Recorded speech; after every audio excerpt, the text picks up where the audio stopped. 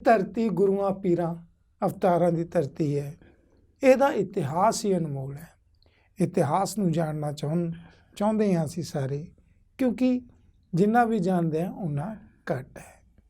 ਇਹਦੇ ਵਿੱਚ ਇੱਕ ਇਹ ਜਿਹਾ ਚਿਹਰਾ ਵੀ ਹੈ, ਧਰਮ ਦਾ ਚਿਹਰਾ ਵੀ ਹੈ, ਜੋ ਸਾਡੇ ਸਾਹਮਣੇ ਖੜਾ ਹੈ। ਉਹ ਖੜਾ ਹੈ ਕਬੀਰ ਸਾਹਿਬ ਦਾ। ਪ੍ਰਗਟ ਗੁਰੂ ਕਿਹਾ ਜਾਂਦਾ ਉਹਨਾਂ ਨੂੰ। ਅਤੇ ਕਿੰਨਾ ਕੁ ਇਤਿਹਾਸ ਹੈ, ਇਹ ਇਤਿਹਾਸ ਲਈ ਚੈਨਲ ਨਿਸ਼ਾਨ ਪੰਜਾਬੀ 'ਚ ਮੈਂ ਜਸਵਿੰਦਰਪਾਲ ਚੈਨਲ ਨਿਸ਼ਾਨ ਪੰਜਾਬੀ ਤੁਹਾਡਾ ਸਵਾਗਤ ਕਰਦਾ। ਅਤੇ ਇਸ 'ਚ ਕਬੀਰਪੰਥੀ 'ਚ ਗੁਰੂ ਗਰੀਬਦਾਸ ਜੀ ਦਾ ਵੀ ਇੱਕ ਬਹੁਤ ਵੱਡਾ ਨਾਮ ਹੈ। ਕੀ ਹੈ? ਕਿਉਂਕਿ ਉਹਨਾਂ ਦਾ ਬੋਧ ਦਿਵਸ ਮਨਾਇਆ ਜਾ ਰਿਹਾ। ਅਤੇ ਇਹ ਕਿਉਂ ਮਨਾਇਆ ਜਾ ਰਿਹਾ ਬੋਧ ਦਿਵਸ? ਇਹ ਵੱਡੇ ਸਵਾਲ ਨੇ। ਇਹ ਸਵਾਲਾਂ ਦਾ ਜਵਾਬ ਦੇਣ ਲਈ ਅੱਜ ਕਬੀਰਪੰਥੀ ਡਾਕਟਰ ਸੁਰਿੰਦਰਪਾਲ ਭਗਤ ਸਾਡੇ ਨਾਲ ਜੁੜੇ ਨੇ। ਡਾਕਟਰ ਸਾਹਿਬ ਬਹੁਤ ਬਹੁਤ ਸਵਾਗਤ।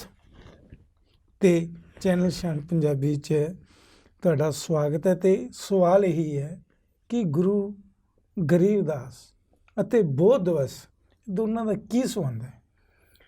ਸਭ ਤੋਂ ਪਹਿਲਾਂ ਜੀ ਦਿਲ ਦੀਆਂ ਗਹਿਰਾਈਆਂ ਤੋਂ ਸਵਾਗਤ ਕਰਨਾ ਨਿਸ਼ਾਨ ਪੰਜਾਬੀ ਦੇ ਸਾਰੇ ਸਰੋਤਿਆਂ ਦਾ, ਔਰ ਚੈਨਲ ਦੇ ਜਿਹੜੇ ਹੈ ਐਡੀਟਰ ਔਰ ਪ੍ਰਿੰਟ ਮੀਡੀਆ ਵਾਲੇ ਅਤੇ ਇਲੈਕਟ੍ਰੋਨਿਕ ਮੀਡੀਆ ਵਾਲਾ ਸਭ ਦਾ ਦਿਲ ਦੀਆਂ ਗਹਿਰਾਈਆਂ ਤੋਂ ਸਵਾਗਤ ਹੈ ਜੀ। ਮੈਂ ਡਾਕਟਰ ਸੁਰਿੰਦਰਪਾਲ ਭਗਤ ਕਬੀਰਪੰਥੀ। ਅੱਜ ਅਸੀਂ ਜਿਸ ਵਿਸ਼ੇ 'ਤੇ ਗੱਲ ਕਰਨ ਜਾ ਰਹੇ ਹਾਂ, ਗਰੀਬਦਾਸ ਜੀ ਮਹਾਰਾਜ ਦਾ ਬੋਧ ਦਿਵਸ ਜੋ ਮਨਾਇਆ ਜਾ ਰਿਹਾ ਹੈ, ਇਹ ਬਹੁਤ ਵੱਡੀ ਜਿਹੜੀ ਹੈ ਗੱਲ ਹੈ ਕਿ ਸਾਡੇ ਜਗਤ ਗੁਰੂ ਸੰਤ ਰਾਮਪਾਲ ਜੀ ਮਹਾਰਾਜ ਦੇ ਆਦੇਸ਼ਾਂ ਦੇ ਅਨੁਸਾਰ ਗਰੀਬਦਾਸ ਜੀ ਮਹਾਰਾਜ ਦਾ ਜੋ ਬੋਧ ਦਿਵਸ ਹੈ 2, 3, 4 ਮਾਰਚ ਨੂੰ ਹਿੰਦੁਸਤਾਨ ਦੇ ਵਿੱਚ 10 ਜਗ੍ਹਾ 'ਤੇ ਮਨਾਇਆ ਜਾ ਰਿਹਾ ਹੈ। ਔਰ ਇਸ ਤੋਂ ਇਲਾਵਾ ਪੂਰੇ ਵਿਦੇਸ਼ਾਂ ਵਿੱਚ ਵੀ ਇਸ ਦਾ ਮਤਲਬ ਬੋਧ ਦਿਵਸ ਗਰੀਬਦਾਸ ਜੀ ਮਹਾਰਾਜ ਦਾ ਮਨਾਇਆ ਜਾ ਰਿਹਾ ਹੈ। ਗਰੀਬਦਾਸ ਜੀ ਮਹਾਰਾਜ ਦਾ ਜਨਮ ਸੰਨ 1717 ਸੰਮਤ 1774 ਹਰਿਆਣਾ ਦੇ ਵਿੱਚ ਜਿਹੜਾ ਹੈ ਪਿੰਡ ਛਿਡਾਣੀ ਵਿੱਚ ਹੋਇਆ, ਜੋ ਕਿ ਇੱਕ ਕਿਸਾਨ ਪਰਿਵਾਰ ਦੇ ਵਿੱਚ ਉਹਨਾਂ ਦਾ ਜਨਮ ਹੋਇਆ। ਉਹਨਾਂ ਦੇ ਪਿਤਾ ਜੀ ਦਾ ਨਾਮ ਬਲਰਾਮ ਜੀ ਹੈ।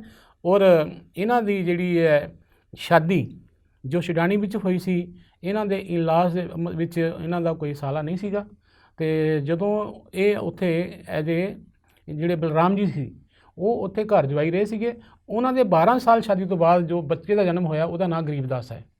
ਤਾਂ ਗਰੀਬਦਾਸ ਜੀ ਜਿਹੜਾ ਉਸ ਬਲਰਾਮ ਜੀ ਦਾ ਜਿਹੜਾ ਹੈ ਉੱਥੇ ਪਿੰਡ ਵਿੱਚ ਜਿਹੜਾ ਜ਼ਮੀਨ ਸੀਗੀ ਉਹ ਸ਼ਿਵਰਾਮ ਜੀ ਦੀ ਉਹ 2500 ਏਕੜ ਜ਼ਮੀਨ ਸੀਗੀ। ਅੱਛੇ ਧਨਾੜ ਜਿਹੜੇ ਕਿਸਾਨ ਸੀਗੇ ਉਹ ਸੀਗੇ, ਜਿਹੜੀ ਕਿ 2500 ਬਿਗਾ ਅੱਜ ਕੱਲ੍ਹ ਦੇ ਲਗਭਗ ਉਹ 1400 ਏਕੜ ਜ਼ਮੀਨ ਬਣਦੀ ਆ, ਉਹ ਉਹਦੇ ਵਾਰਸ ਗਰੀਬਦਾਸ ਜੀ ਹੋਏ। ਅਤੇ ਸਵਾਲ ਇਹ ਐਡੇ ਵੱਡੇ ਧਨਾੜ 'ਚ ਅਤੇ ਨਾਲ ਉਹ ਕਬੀਰਪੰਥੀਆਂ ਨਾਲ ਕਿਵੇਂ ਜੁੜੇ? ਇਹ ਬਹੁਤ ਵੱਡਾ ਸਵਾਲ ਹੈ। ਦੇਖੋ, ਕਿਉਂਕਿ ਕਿਸਾਨੀ ਅਤੇ ਜੇ ਗੱਲ ਕੀਤੀ ਜੇ ਜਲਾਹੇਪਨ ਦੀ, ਕਬੀਰਪੰਥੀਆਂ ਨੂੰ ਅਕਸਰ ਜਲਾਹਾ ਮੰਨਿਆ ਜਾਂਦਾ। ਹਾਂਜੀ।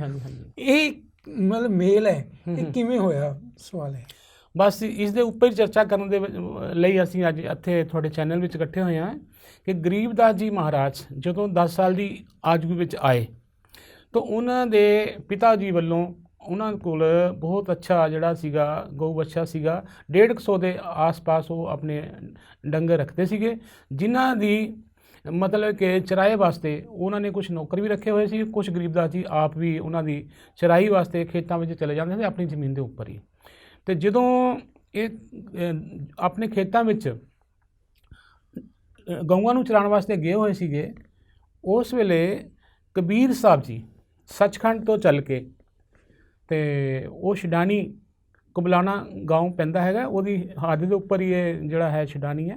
ਉੱਥੇ ਉਹਨਾਂ ਨੂੰ ਸਵੇਰ ਦੇ 10 ਵਜੇ ਕਬੀਰ ਸਾਹਿਬ ਜਦੋਂ ਆਉਂਦੇ ਮਿਲੇ, ਅਤੇ ਉਸ ਵੇਲੇ ਜੋ ਪਾਲੀ ਸੀਗੇ ਜੋ ਖੇਤ ਵਿੱਚ ਗਾਈਆਂ ਚਰਾ ਰਹੇ ਸੀਗੇ, ਉਹਨਾਂ ਦੇ ਕੋਲ ਜਦੋਂ ਪਹੁੰਚੇ ਅਤੇ ਉਹਨਾਂ ਨੇ ਬੱਚਿਆਂ ਦਾ ਜੋ ਆਪਣੀ ਘਰੇਲੂ ਉਹਨਾਂ ਦਾ ਸਤਿਕਾਰ ਬਣਦਾ ਹੈਗਾ, ਉਹਨਾਂ ਨੇ ਉਹਨਾਂ ਨੂੰ ਬੜਾ ਆਇਆ ਭਗਤ ਕੀਤੀ ਔਰ ਉਹਨੂੰ ਪੁੱਛਿਆ ਮਹਾਰਾਜ ਖਾਣਾ ਖਾਓ। तो परमात्मा ने कबीर साहब ने बोला भी मैं खाना खुना तो खा के आया हूँ। कहते अच्छा भी हम ऐसे किसी को नहीं जाने देते, चलो हमारे पास गऊ हैं, आपको दूध पिलाते हैं। तो परमात्मा ने बोला भी मैं दूध पीता हूँ कुंवारी गाँव का, तो अगर कुंवारी गाँव का दूध पिला सकते हो तो पिला दो। वो कहते बाबा जी तुम्हारी नीयत नहीं दूध पीने की। तो कहता नहीं जी मैं कुंवारी गाँव का दूध पीता हूँ, परमात्मा ऐसे ही कुंवारी गऊ ना की संबंध, मतलब मैं सीधा सवाल है मत यहाँ का संसार का परमात्मा कुछ नहीं खाते। कहते हार्ड चाम लहू नी मेरे ना मेरे कर दासी, जुल्हे का मैं पूत कहाया जगत करे मेरी हासी। परमात्मा का न्यूरी शरीर है, वो इस संसार में एक जीवन एज ए लीला करके चले जाते हैं, इंसान की तरह रहते हैं, पर उनके शरीर के अंदर हड्डी मांस लहू गुदा नहीं होता। ठीक है, वो इसलिए बोल रहे थे कि कुंवारी गौ तो दूध नहीं देगी, तो अपनी लीला से वो दूध प्रकट करेंगे। तो इसलिए गरीबदास ने कहा कि महाराज ये मेरी 1.5 साल की बच्ची है, देखो मैं लेके आया हूँ। कहता लाओ एक बरोला, जैसे होता नहीं कुज्जा सा मिट्टी का, वो ला के उसके 2 के नीचे रख दिया। परमात्मा ने, कबीर साहब ने बच्ची के पीठ पे हाथ रखा तो बच्ची के स्तन 3-3 इंच लंबे हो गए और दूध उसके आना चालू हो गया। चमत्कार हो गया, चमत्कार। दूध वो जब बरोला भर गया ना, तो गऊ ने दूध देना फिर बंद कर दिया। फिर परमात्मा ने वो दूध पिया, बाकी बचा हुआ दूध बाकी पालियों को कहा भाई आप दूध इसको पी लो।